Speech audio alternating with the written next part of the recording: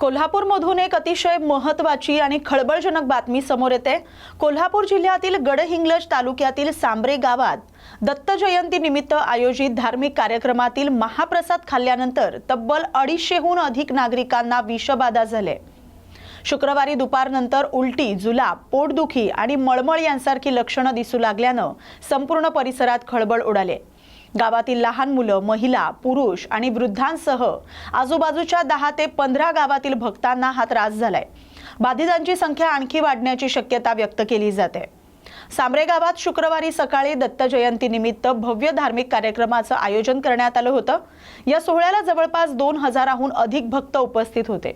कार्यक्रमानंतर सर्वांना महाप्रसादाचं वाटप करण्यात आलं। मात्र दुपारनंतर अचानक अनेकांची तब्येत बिघडली। मिळालेल्या माहितीनुसार सुरुवातीला साधारण 100 रुग्णांवर नेसरी ग्रामीण रुग्णालय आणि गडहिंग्लज उपजिल्हा रुग्णालयात उपचार सुरू होते, तर इतरांना कानडेवाडी, माणगाव आणि कोवाडसह खासगी दवाखान्यांमध्ये दाखल करण्यात आलं होतं। एकाच वेळी झालेल्या इतक्या मोठ्या संख्येनं रुग्ण दाखल झाल्यानं आरोग्य यंत्रणेची मोठी तारांबळ उडाली।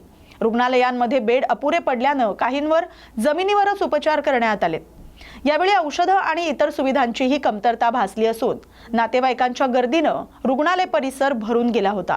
तर बेळगावातील KLE वैद्यकीय संघाची टीमही सांब्रे गावात दाखल झाले, ती तपासणी करत आहे।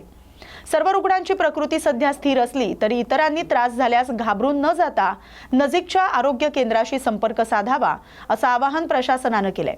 घटनेची माहिती मिळताच प्रांताधिकारी एकनाथ काळबांडे, उपजिल्हा रुग्णालयाचे वैद्यकीय अधीक्षक चंद्रकांत खोत आणि तालुका आरोग्य अधिकारी गीता कोरे यांनी घटनास्थळी धाव घेतली। त्यांनी परिस्थितीचा आढावा घेत उपाययोजना करण्याचे निर्देश दिलेत। आरोग्य विभागानं गावात पथकं पाठवून घरोघरी तपासणी सुरू केली। महाप्रसादाचे नमुने प्रयोगशाळेसाठी पाठवण्यात येणार आहेत।